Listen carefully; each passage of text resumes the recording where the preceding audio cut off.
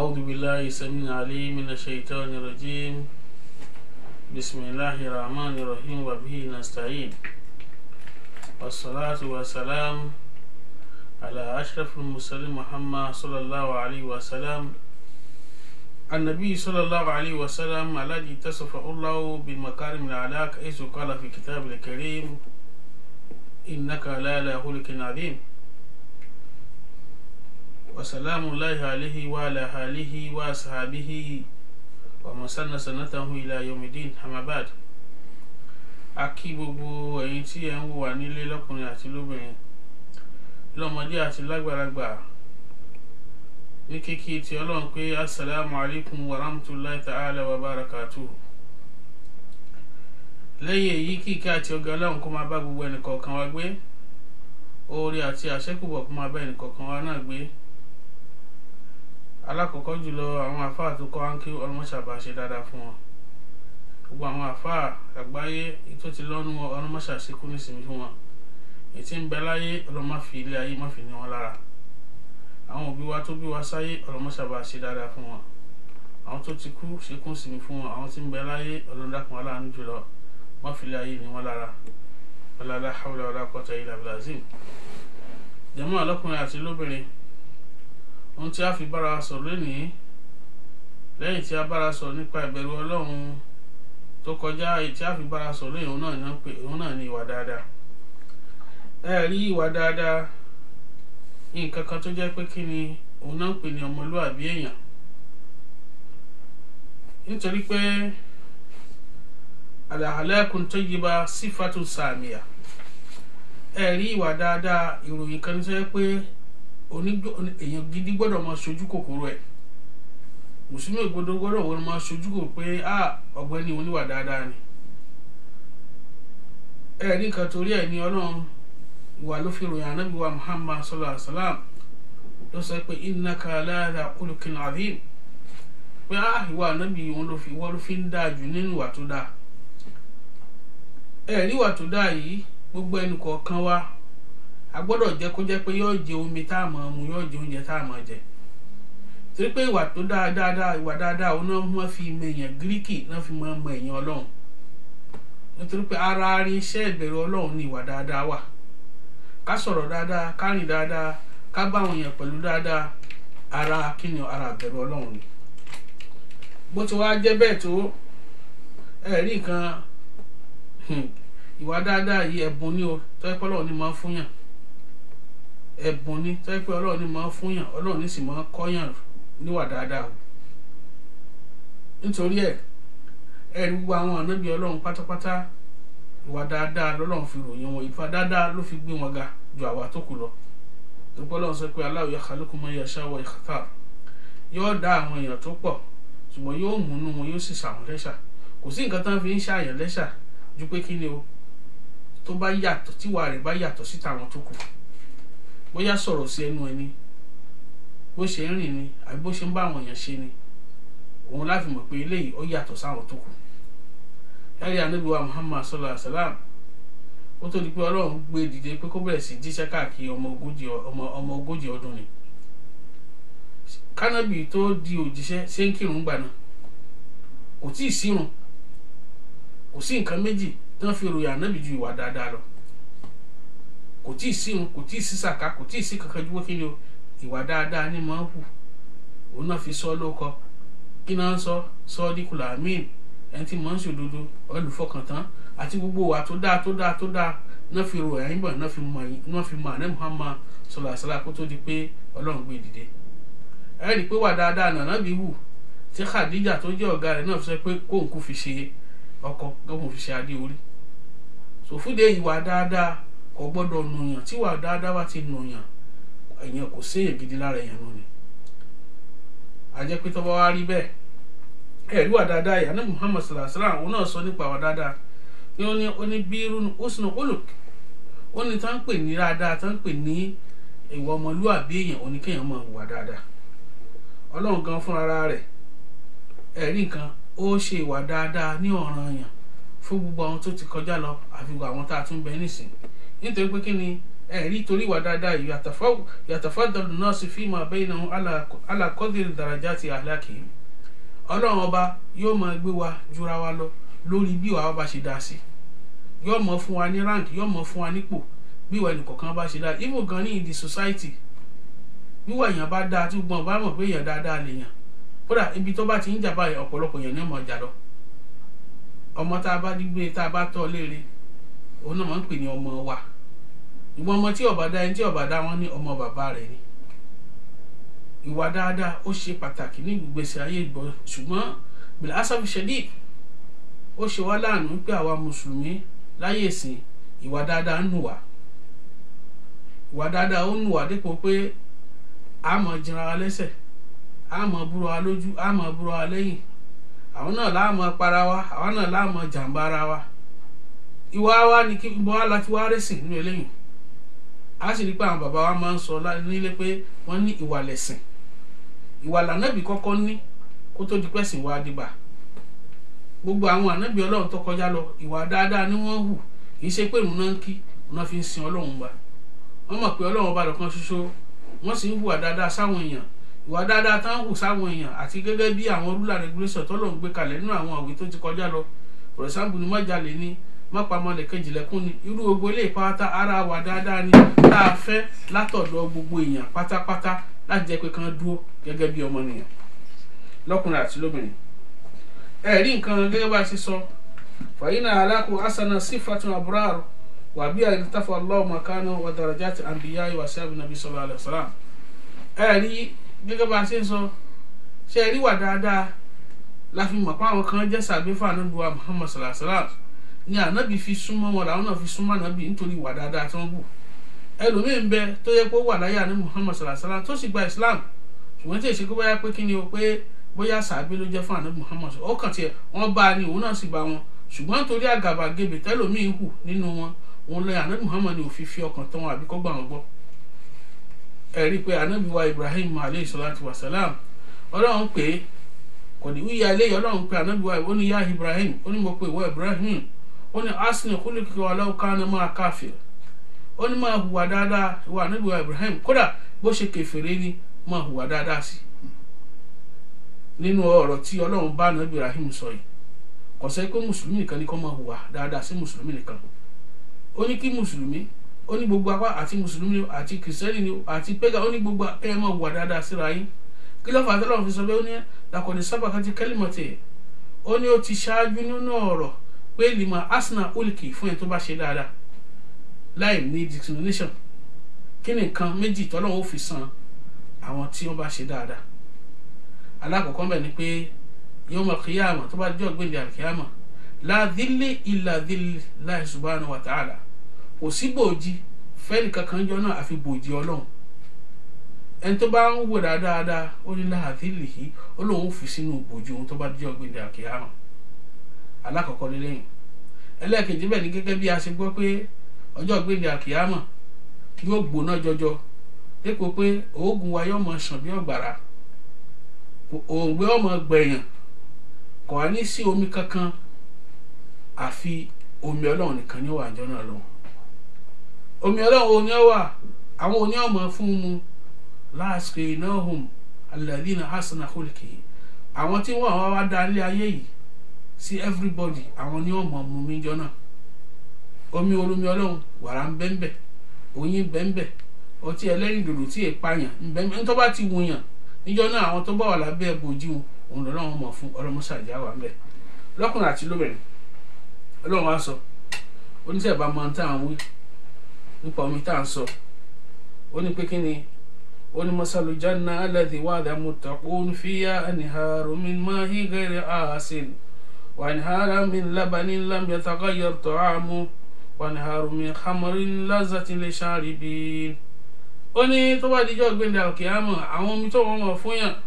òun náà ni àwọn omi kan tó yẹ pé ó mọ́ kangakanga, tó yẹ pé ó wà fáwọn tó bá ti bẹ̀rẹ̀ Ọlọ́run nílé ayé ń bí tó ń ṣùwà dáadáa sáwọn èèyàn. Ó ní kí ló ń ṣẹlẹ̀? Ó ní ẹ̀yin omi ń bẹ́ńbẹ́, wàrà ń bẹ́ńbẹ́ tó yẹ pé kí lam yataghayyar ta'amuhu, kódà ó wà tasteless. Ìṣègbọ́ya pé tí ọmọ kónú àbí tí ọmọ ara lẹ́nu rárá, ó ní tó mọ́ kangakanga ni bẹ́ẹ̀ náà ni ọtí ẹlẹ́dòdò fẹ́ni tó bá mọtí mu kì í ṣọtí burúkú tẹ́ ẹ̀ mú lé ayé yìí o àwọn ọtí tí èé pààyàn àwọn ọtí tí èé wá ti mú báyìí tí ń jẹ́ kọ́kàn balẹ̀ ó ní gbogbo eléyìí pátá lòun ó sì máa fún gbogbo àwọn tí ó bá ṣe kíni tó bá wà dáadáa mu lọ́kùnrin àti lóbìnrin. Ànábì wa Muhammad sallallahu alaihi wasallam tó yẹ pé owó àmọ́sọ̀lá àlà òun ni àpèjúwe rere fún gbogbo èèyàn nípa àwa dáadáa. Òun náà sọ nínú ọ̀rọ̀ rẹ̀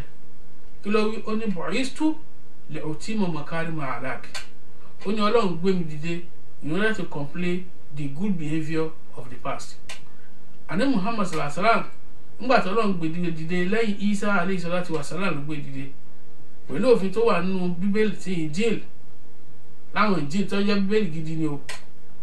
Gbogbo àwọn òfin tó wà ń bẹ̀ má pààyàn ni má jalè ni má ṣe panṣágà ni má ṣe gbogbo ẹ̀ pátápátá Ọlọ́run sọ pé ó ní bu'istu Ọlọ́run gbé mi dìde li utimma makarima al-akhlaq. Gbogbo àwọn ọ̀wà dáadáa tó ti wà lẹ̀ tọ́lọ́run ti filẹ̀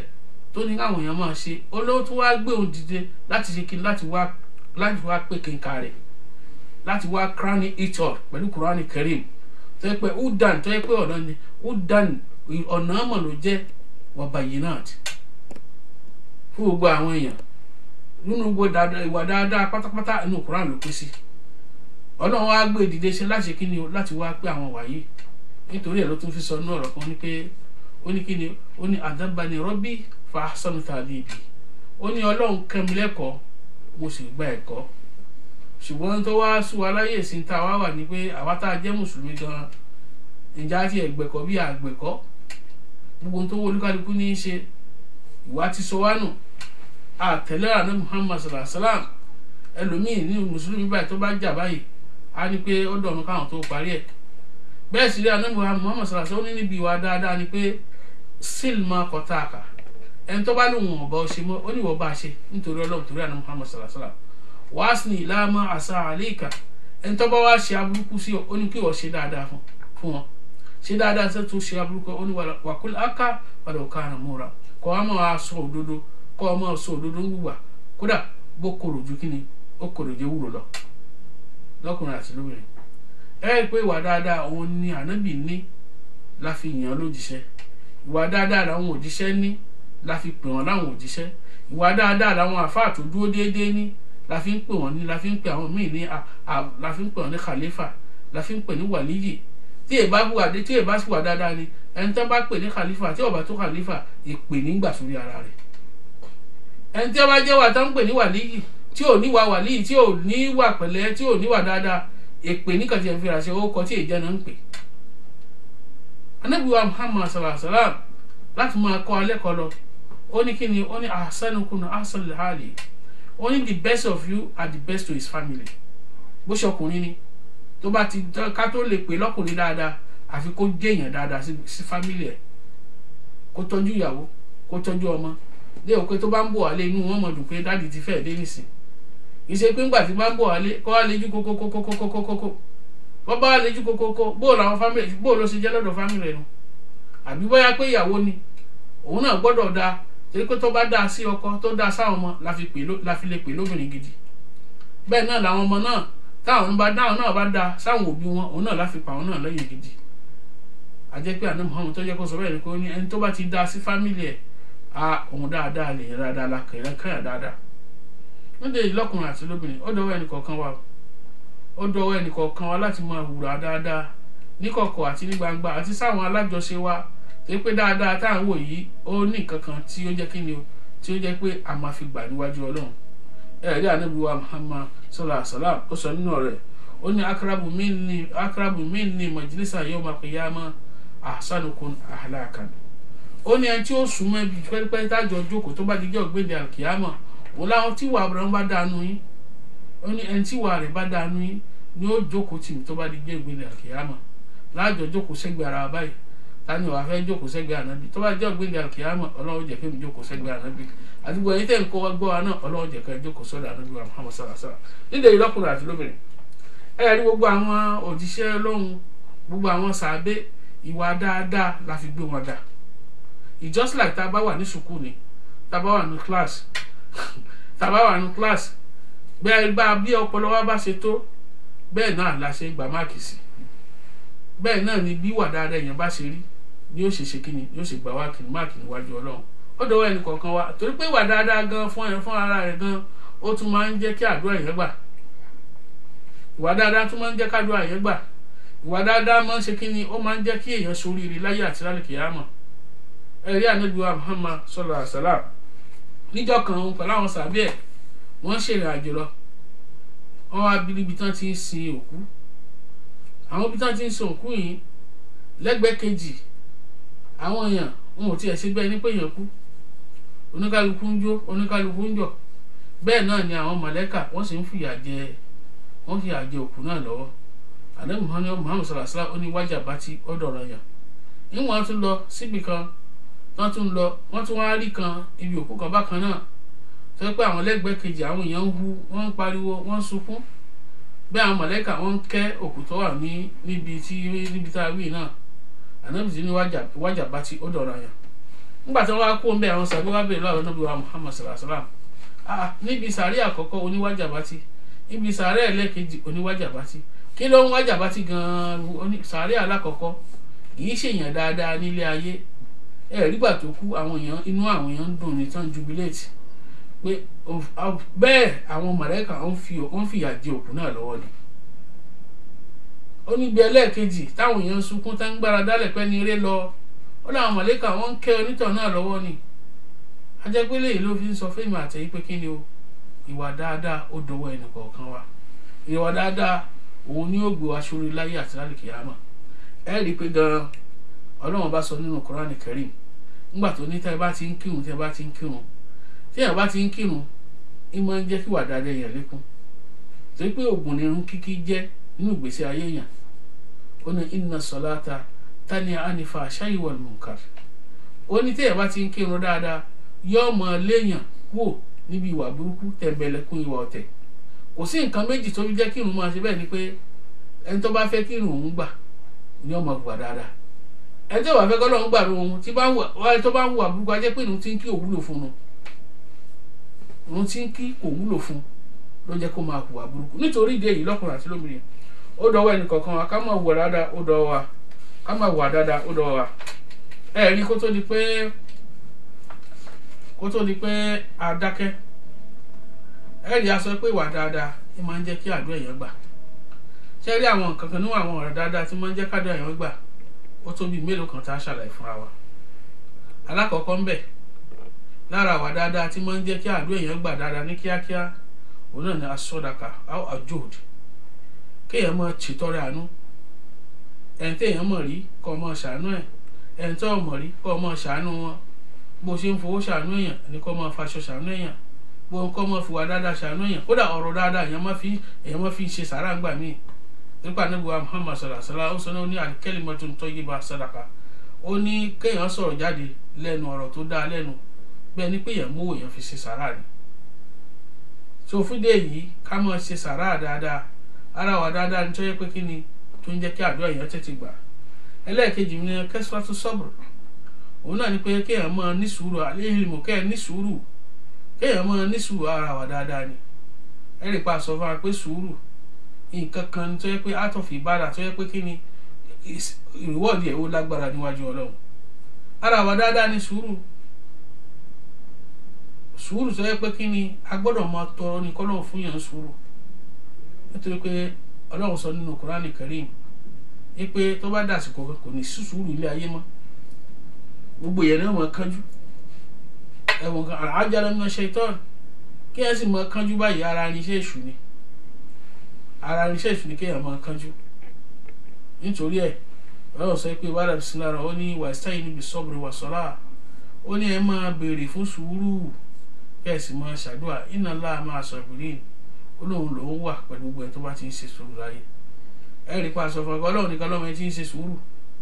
Ẹlòmíì tán bá bẹ̀ pé a má bínú wa Ọlọ́run ti gbọ́ náà ní ọkọ̀ gbọ́ o kò gbọ́ rárá ní tí ń bẹ́nu ẹ̀ ọlágbá ju tó sọ jáde lọ́dọ̀. Sùúrù ó di dandan gbèsè ayé wa ara wa dáadáa tó jẹ́ tó máa mú yẹn sùúrù tó sì máa ń jẹ́ ká dùn àgbà dáadáa. Ẹlẹ́ẹ̀kẹta òun náà ni rí dọ́bi kọ́lì bí máa tọ́ kalọ́. Òun náà ni pé wọn bá tọ́lọ́run bá ṣe fóyàn tí kéèyàn máa jẹ́ kínú òun dùn sí. Wọn bá kékeré tọ́lọ́run bá ṣe fún wa ká jẹ́ kínú wa dùn sí. bínú wa ti bá di lù sí ara wà dáadáa ni èèyàn wẹni tó wà lókè èèyàn wẹni tó jù yàn lọ bẹ́ẹ̀ bá ń wẹni tó jù yàn lọ mọ́ ṣàdúrà fún mi kì í ṣe pé mo sáfẹ́ bá nítorí pé kí oníkálukú pẹ̀lú kádàrá ẹ̀ ni oníkálukú pẹ̀lú kádàrá ẹ̀ ni tó bá ti ṣe sùúrù tó tá bá ti ṣe sùúrù láyé gbogbo tí ò tó ń bọ̀ wá ṣẹ́kù bọ̀ níbi ìkanjú kò sí nǹkan tá a lè gé níbẹ̀ ju pé àbùkù ni wọ́n ń kàn yàn lọ ara eléyìn ó máa ń jẹ́ kí èèyàn ṣe sùúrù àbí kí èèyàn máa ní kí ní èèyàn máa dùn pẹ̀lú wọn bá tọ́lọ̀ ṣe fún yàn ara wà dáadáa tó yẹ pé ó máa ń jẹ́ kájọ èèyàn tètè gbà ẹlẹ́ẹ̀kejì ń bẹ ẹlẹ́ẹ̀kẹta ń bẹ ẹlẹ́ẹ̀kẹrin òun náà ní bíṣu rẹ̀ là òun náà ní pé kí ní èèyàn máa dùn sọ́lọ̀ kí èèyàn jẹ́ kí ní òun máa dùn sọ́lọ̀ má jẹ́ bí bọ́lọ̀ bá ṣe nǹkan tó kù díẹ̀ káàtó fún ọ má sọ pé kí lẹ wá ṣe fún mi tó yìí èmi kọ́ lélẹ́yìí kọ́ bọ́ sí ọmọ kọ̀kọ̀ dá bẹ́ẹ̀ kọ̀rọ̀ ẹ̀kẹ́dá kí ẹ̀ máa sọ̀rọ̀ bẹ́ẹ̀ lẹ́nu gbogbo ohun tọ́lọ́run bá ṣe fún yàn kí ní èèyàn máa dùn sí torí pé ọlọ́run tó mú dúdú wá òun náà ní mú kíkan wà la uzni tadumu wala sùúrù ìdùnnú ò ní máa lọ gbére bẹ́ẹ̀ náà ni ìbànújẹ́ náà ò ní máa lọ gbére inna ma'al usri yusra gbogbo ẹni tó bá fẹ́ rẹ́rìn kó ti mọ̀ pé òun náà sunkún torí pé orí tí ọba dáa wọ́n ní inú èèyàn ní orí tí ọba dáa nínú ọ̀kọ̀ọ̀kọ̀ bàjẹ́ bí ní ọba bàjẹ́ má rò pé orí rẹ̀ ọ̀dà o àwọn ọlọ́run ti ń ṣe ìtókù díẹ̀ káàtó náà gbogbo kò sì sí tọ́da kò sì sí tí ọ̀dà tọ́lọ́run ṣe gbogbo ẹ̀ náà dáadáa níwájú ọlọ́run àbí nígbà wọ́n ti rẹ́ pé nígbà tí ọlọ́run bá ṣe tó bá gbọ́ láìdé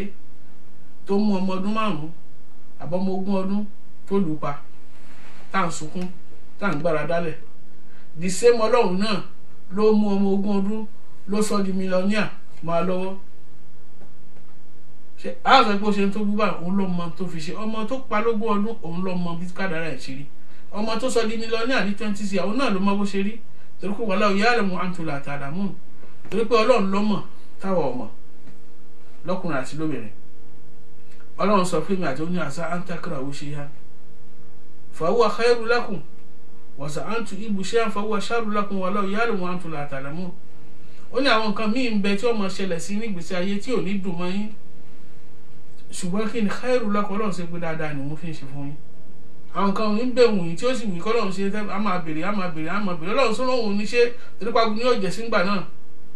sòfúdé gbogbo ntọ́lọ́run bá ṣe fún wa ká jẹ́ kí inú wa máa dùn sọ́nù ọlọ́run tí inú wa bá ti ń dùn sọ́lọ́run yóò ti mọ̀ pa sọ̀rẹ́ndà fún òun ní agbákámú òun náà pàwọ́ àdìyẹ́ndọ̀ dìde olóhùn pàpà wa ṣe dáadáa fún wa ẹ̀rọ àkàrùn bẹ̀ tí máa ń jẹ́ kádùn ẹ̀ gbà òun náà ní uslu mu'amala ma'a nas òun náà ní pé ká jẹ́ káàrin àwa àtàwọn èèyàn dáa ká máa ṣe dáadáa sáwọn èèyàn àmọ̀ wọ́n rí ni àmọ̀ wọ́n rí ni ẹjá máa ṣe dáadáa sí wọn nítorí pé al-jasā'u lil-insāni illā al-ihsān ẹ̀ṣẹ̀ dáadáa láàfin máa ṣe dáadáa àti pé al-jasā'u min jinsil 'amal gbogbo ohun tá a bá ṣe pátápátá nínú ẹ̀ lọ́lọ́run ni ó ti san alẹ́ sàn nú ẹ̀ ọlọ́run ni múnú ẹ̀san tèmi kó wá fún yín níwò oníkálukú tó oníkálukú ṣe ní ọgbà kullu nafsin bimā kasabat rahīna tó oníkálukú bá ṣe lọ́lọ́run ti fún nú ẹ̀ torí pé wa mā rabbuka bidh-dhallāmin 'abīd ọlọ́run yìí ṣàbòsí fẹ́dà ó sọ pé man 'amila ṣāliḥan ẹni tó bá ṣe dáadáa fali nafsihi ó ṣe fúri ara ẹni wa man asā'a fa'alayhā ẹni tó bá ṣe aburú ọlọ́run náà ní ọgbà nǹkan ẹ̀ wa mā rabbuka bidh-dhallāmin 'abīd ọlọ́run yìí ṣàbòsí fẹ́ni kankan nítorí ìdí èyí ká máa ṣe dáadáa pẹ̀lú àwọn èèyàn ní máa ń jẹ́ kí àdúrà èèyàn ṣe kíni ó tètè gbà bákan náà àtàwádù ẹlẹ́ẹ̀kẹfà ń bẹ̀ òun náà ní tàwádù òun náà ní pé kéèyàn ní tẹríba fọmọdé fàgbàlagbà ẹni tó juni lọ ẹni tí ká máa tẹríba fáwọn èèyàn ká máa bọ̀wọ̀ àwọn èèyàn ká máa tẹríba torí pé man tawadda lillahi rafa'ahu Allah gbogbo ẹni tó bá tẹríba fọlọ́run ọlọ́run ó gbéga gbogbo ẹni tó bá ní respect pátá ọlọ́run máa gbé wọn sókè ní ó sì máa ń jẹ́ ká èèyàn gbà ní kíákíá alikarama ẹ̀rí àpọ́nlé lára ń fẹ́ ẹjá máa pọ́nra wa lé ẹjá máa páwọn èèyàn lé káwọn náà máa pọ́nra wa lé nítorí pé eléyìí yóò jẹ́ ká èèyàn tètè máa gbà gbogbo ẹni tí bá ń ṣe gànfẹ́ gbogbo ẹni tí máa ń ṣe bíi tọ́ọ̀gì tí ń ṣe gànàgànà kọ̀sẹ̀ tí ó wò sẹ́ẹ̀kan kódà bọ́ fẹ́ sọ̀rọ̀ gidi wọn ní kí ló tún fẹ́ gbé ní ìsinmi ń wẹ́ kí wọ́n ti mọ̀ pé kò kú pọ́nra ẹ̀ tẹ́lẹ̀tẹ́lẹ̀ ẹ jẹ́ á pọ́nra wa lé káwọn èèyàn náà lè pọ́n wa lé,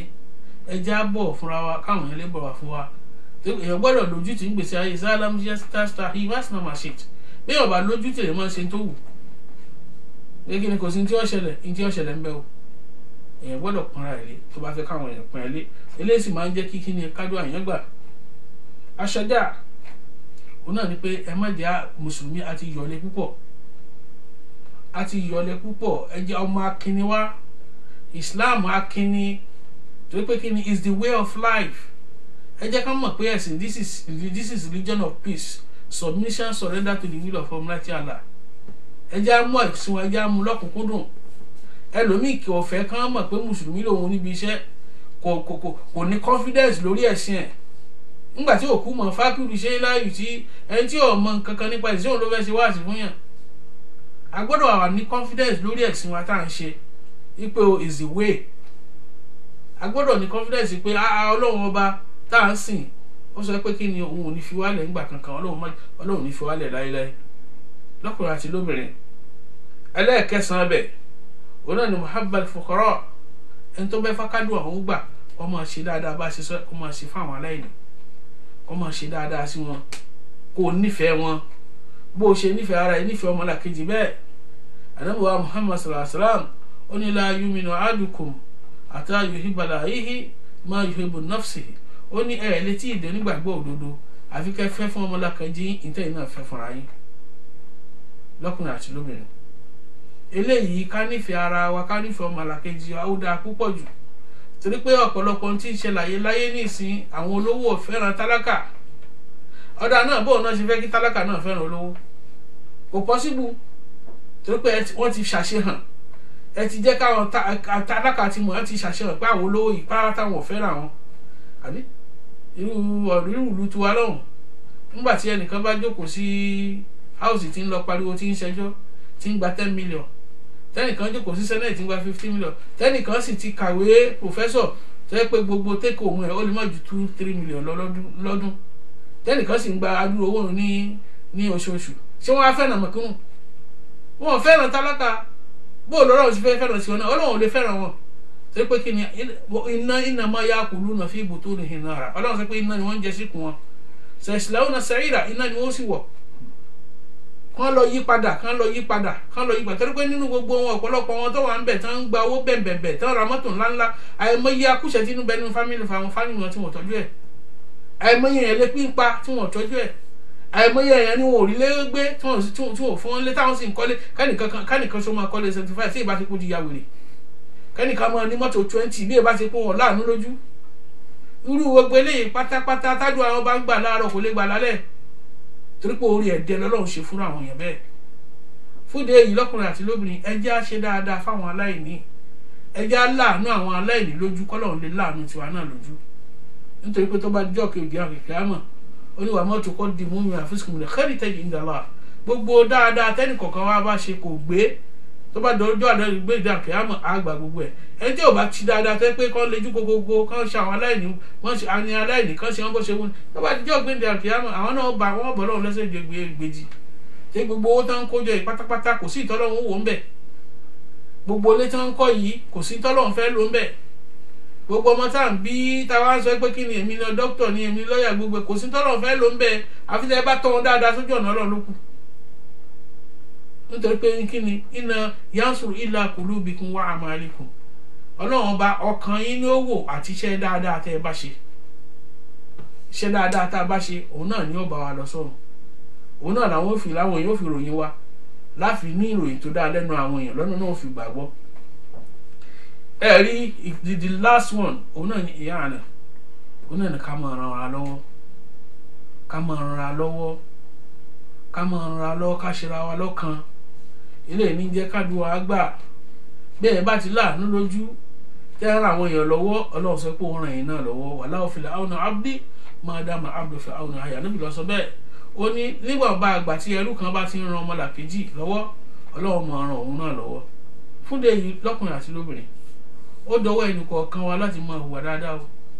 Ìwà dáadáa dọwọ́ wa. Ẹni tí wà rẹ̀ bá ti dáa tẹ́sìn ẹ̀ dúró òun náà lọ́lọ́run ó wojú rẹ̀ tó bá díjọ́ gbélé àkíyàmọ́ o. Bọ̀ ẹni tó bá ń sẹ̀sìn tíwà rẹ̀ ọ̀dà ó kàn tẹ̀ ń ṣẹ̀sìn ni o torí pé ìwà àtẹ̀sìn méjèèjì ó ń lọ ríparípasù ni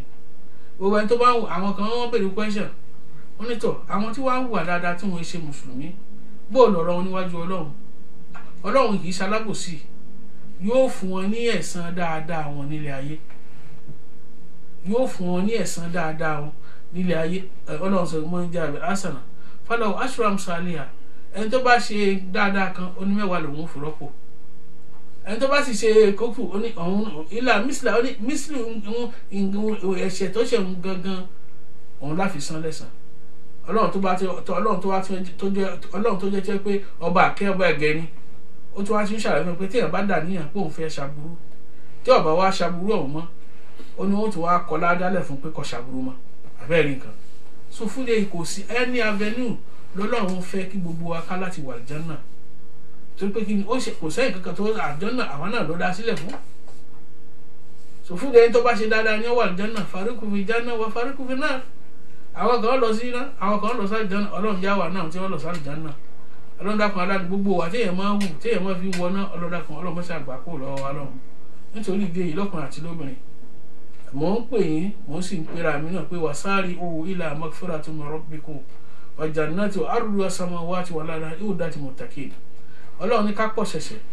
ó ní ká lọ kíákíá láti tọrọ àforíjì lọ́sọ̀dọ̀ ọlọ́run ọba nítorí pé bàbá ti wá ṣe bẹ́ẹ̀ ó ní Àlùjánnà tó ń pèsè sílẹ̀ fáwọn tí ń bẹ̀rù ọlọ́run ó ní bẹ pèsè tó yẹ pé kí ni ìsìwáyé ó fẹ̀ ju ilé ayé àti sánmà lọ àwọn wo ni ó ní alladhina yunfiquna fi sarra'i wad dharra'i àwọn tí wọ́n náwó wọn nígbà tí wọ́n ní àtìgbà tí wọ́n ní wal kaazimina al-ghayza àwọn tó ń gbé sùúrù jẹ àwọn tó yẹ pé tí wọ́n bá rí ìbínú báyìí kí á ní wá sì yọ akọ́ṣàn ara wọn wal afina anin nas àwọn tí ń ṣàmójúkúrò nígbà tí wọ́n bá ti forí jìyàn tán wallahu yuhibbul muhsinina ọlọ́run wá fẹ́ràn gbẹ́ tí bá ń ṣe dáadáa fún ilé ìlọ́kùnrin àti lóbìnrin ó dọwọ́ ẹnu kọ̀ọ̀kan wa ìwà dáadáa dọwọ́ wa o ìwà dáadáa lànà bí ń hù kó tó di pa pè sójíṣẹ́ gbogbo àwọn òjíṣẹ́ ọlọ́run ìwà dáadáa lọ́lọ́run fi gbé wọn ga pé òjíṣẹ́ lélẹ́yìí gbogbo àwọn tó jẹ́ kí n tó jẹ́ olórí dáadáa tá à ń ròyìn wọn títí di ọ̀la tá sì máa ròyìn wọn títí ìwà dáadáa wọn ni tí wà dáadáa èèyàn bá ti dúró dáadáa tó wá lẹ́sìn pẹ̀lú ẹ̀ kò ní jẹ́ kéèyàn wà Àlùjánnà o ó dọwọ́ ẹnì kọ̀ọ̀kan wa o ẹjẹ́ àtúnra wa ṣe ẹjẹ́ àtúnra wa ṣe nítorí ẹ̀ lọ́wọ́ sọ pé báyọ̀ sí lára wọn sọ pé halakal mauta wal hayata liyabluwakum ayyukum ahsanu amala ó ní òun yìí dákú bẹ́ẹ̀ ṣe ń kú yẹn ẹ̀kọ́ kan ló jẹ́ àwọn tó sì ń bẹ láyé ẹ̀kọ́ kan ló jẹ́ ẹ̀kọ́ òkò ló jẹ́ òun náà ni pé òun fi ń tẹ̀síwájú kálímẹ́ tí ó ṣe dáadáa jù nínú wa nítorí pé ẹni tó bá ti kú nísìn kò lè padà wá láti wá correct mistake ẹ̀ àwọn tó bá wà láyé eléyìí gbọ́dọ̀ máa jẹ́ ẹ̀kọ́ fún ọ pé ọ̀gbẹ́ni oníwà burúkú tó ti lọ sí kò lè máa wá correct ara ẹ̀ o so fún de ìnà ẹni tó bá sì wà láyé as an opportunity for that person in order to rebuild and remold themselves torí pé kí ni láṣẹ kí ni níbi wà dáadáa náà sẹ́kùn fẹ́ wò ẹni tí wà rẹ̀ ó dáa jù nù yín torí pé àwọn tó ti kú yẹn there is no excuse for them to come back ọlọ́run bẹ̀rẹ̀ pé alam ya'tikum nadhir ṣáwọn àwọn òjíṣẹ́ òde wá bá yín ni àwọn àfa àwọn òṣìwàásí fún yín ni àbí wọn ò sọ fún yín nípa ọ̀rọ̀ ọlọ́run pé kẹ́ ẹ máa ṣe qalu bala ọ sọ fún wa kadhabnahum irọ́ la rò pé wọ́n ń pa àròpé rọ́ náà ń pa ni tí ò bá jẹ́ ma kunna fi adhabisa tí ò bá jẹ́ pé àròpé náà ń pa ni àbí pé níwà níbi tá a ti ń jìyà yìí torí pé wọ́n á máa sọ fọ́lọ́ pé law kunna nasma aw naqilu ma kunna fi adhabis sa'ir